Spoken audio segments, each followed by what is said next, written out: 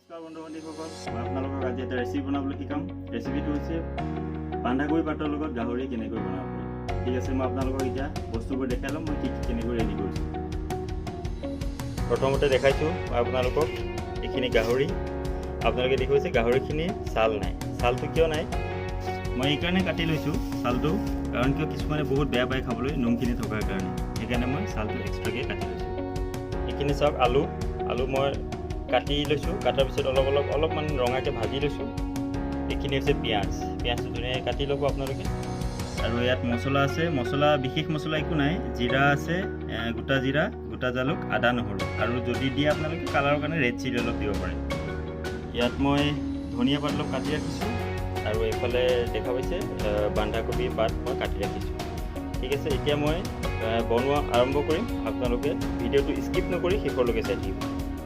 মই কেৰাহীটো বহাই দিছোঁ, আৰু কেৰাহীত মাত্ৰ অলপমান তেল দিছোঁ। আপোনালোকে চাই ল'ব আপোনালোকক কিমান পৰিমাণৰ তেল লাগে, কাৰণ গাহৰিটোত অলৰেডি তেল থাকে ন, ফ্ৰাই কৰোঁতে আপোনাৰ তেল ওলায়। সেইকাৰণে মই অলপ কম পৰিমাণে তেল দিছোঁ। অলপমান গৰম হ'ব দিছোঁ।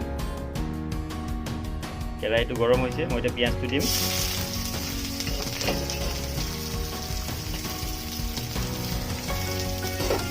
পিঁয়াজটো আপোনালোকে ভালকৈ অলপ ফ্ৰাই কৰি ল'ব ৰঙাকৈ। অলপ হাই ফ্লেমত দিব। হাই ফ্লেমত দিলেও একো কথা নাই। অলপ দেৰি ফ্ৰাই কৰি থাকিব যেতিয়ালৈ পিঁয়াজটো ৰঙা নহয়। ফ্ৰাই কৰি আছোঁ মই পিঁয়াজটো। আৰু এটা কথা কওঁ, যদি আপোনালোকে গাহৰিটো বইল কৰি ল'ম বুলি ভাবিছে তেতিয়া গাহৰিটো বইল কৰি ল'ব পাৰে, কাৰণ মই অলপমান বইল কৰি লৈছোঁ। কাৰণ বইল কৰিলে বেছি ভাল, বেছি টাইম ফ্ৰাই কৰিব নালাগে। আপোনালোকে দেখা পাইছে পিঁয়াজটো অলৰেডি ৰঙা হৈছে। এতিয়া ৰঙা হোৱাৰ পাছত মই আপোনাৰ এতিয়া যিখিনি মছলা পেষ্ট কৰি থৈছিলোঁ সেই মছলাখিনি এতিয়া দিম ইয়াতে। সেইখিনি মছলা মই এতিয়া মছলাখিনি ইয়াতে দিম। মছলাখিনি মই দিছোঁ।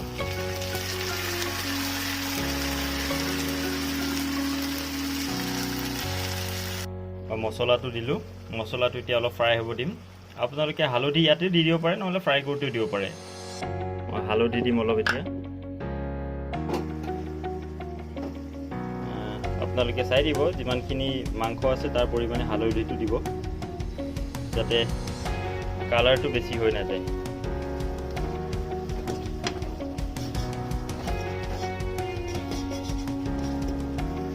অলপ নিমখ, সোৱাদ অনুসৰি অলপ নিমখ দিব।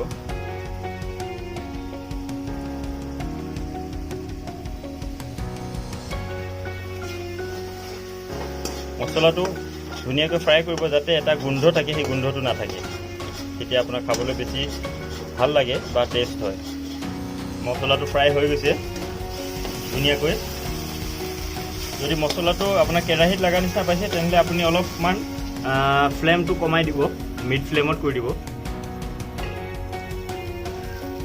এতিয়া মই দিম যিখিনি আলু মই ফ্ৰাই কৰি লৈছিলোঁ, সেই আলুখিনি বৰ্তমান মই দিম। আলুখিনি মই দিলোঁ। আলুখিনি ভালকৈ মছলাৰ লগত মিলাই ল'ব। অলপমান ফ্ৰাই হোৱাৰ পিছত তেতিয়া আপোনালোকে গাহৰিখিনি দিব পাৰিব। বেছি সময় ফ্ৰাই কৰিব নালাগে আলুৰ লগত মছলাটো, আপোনাৰ 2 মিনিটমান সময় ফ্ৰাই কৰিলে হৈ যাব। আলুটো ফ্ৰাই হৈ গৈছে, এতিয়া মই দিম গাহৰিখিনি। এইখিনি চাওক, মই এতিয়া গাহৰিখিনি দিলোঁ।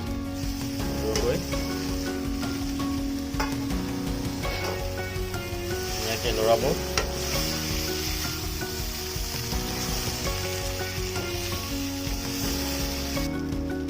মিড ফ্লেমত আপোনালোকে ফ্ৰাই কৰিব ধুনীয়াকৈ, কাৰণ গাহৰিখিনিটো অলৰেডি বইল আছে আৰু আপোনাৰ আলুখিনিও ফ্ৰাই কৰি লোৱা আছে। বেছি আপোনাৰ হাই ফ্লেম কৰিব নালাগে।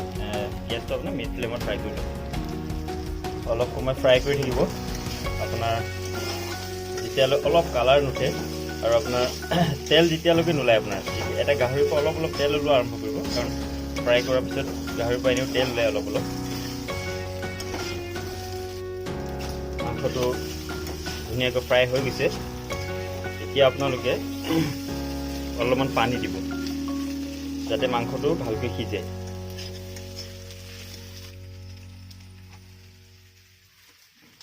অলপমান পানী দিব মাংসটো সিজাকৈ।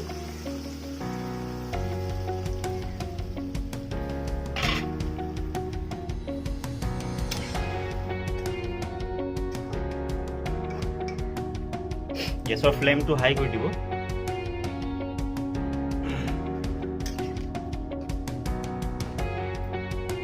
অলপ দেৰি ঢাকন লগাই উতলিবলৈ দিব। মই ঢাকনখন গুচাই চাম এতিয়া অলপ দেৰি। চাওক খুব সুন্দৰকৈ উতলিছে, আপোনালোকে দেখা পাইছে ধুনীয়াকৈ উতলিছে। আৰু অলপ দেৰি উতলিব দিব, যেতিয়ালৈ পানীটো অলপমান কমি নাযায়। আপোনালোকে দেখিবলৈ পাইছে পানী কমি গৈছে বৰ্তমান। এতিয়া আপোনালোকে বন্ধাকবি পাতটো এনেকৈ সৰু সৰুকৈ কাটি ল'ব। মই ধুনীয়াকৈ ধুই লৈছোঁ বন্ধাকবি পাতখিনি।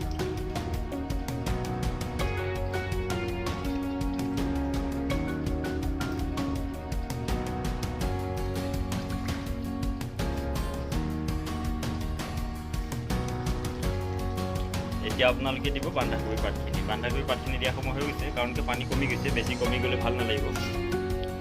এতিয়া মই দিলোঁ বন্ধাকবি পাতখিনি। বন্ধাকবি পাতখিনি দি আপোনালোকে অলপ দেৰি ঢাকনখন লগাই থ'ব, কাৰণ বন্ধাকবি পাতখিনি সিজিব লাগিব।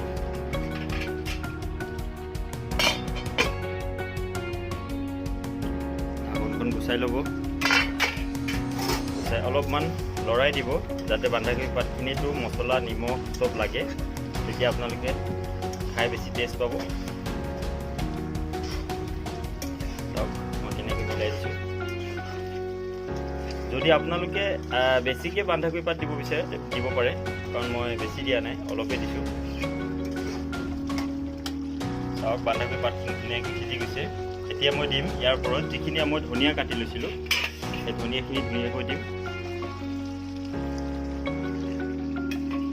চাওক ধনিয়াখিনি দিলোঁ মই। অলপ লৰাই দিব, যাতে ধনিয়াখিনি ধুনীয়াকৈ মিক্সড হৈ যায়।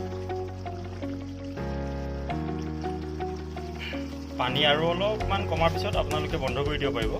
ৰেচিপিটো হৈ গৈছে আজিৰ ৰেচিপিটো। চাওক মই অলপমান ওলাই লৈছোঁ, কাৰণ মই ৰখিব পৰা নাই, মোৰ জিভাৰ পানী পৰি গৈছে। আপোনালোকে নিজে দেখা পাইছে। এতিয়া বন্ধ কৰি দিব পাৰে, হৈ গৈছে। আজিৰ ভিডিঅ'টো এইটোৱে আছিলে, বন্ধাকবি পাতৰ লগত গাহৰি কেনেকৈ বনাব পাৰি।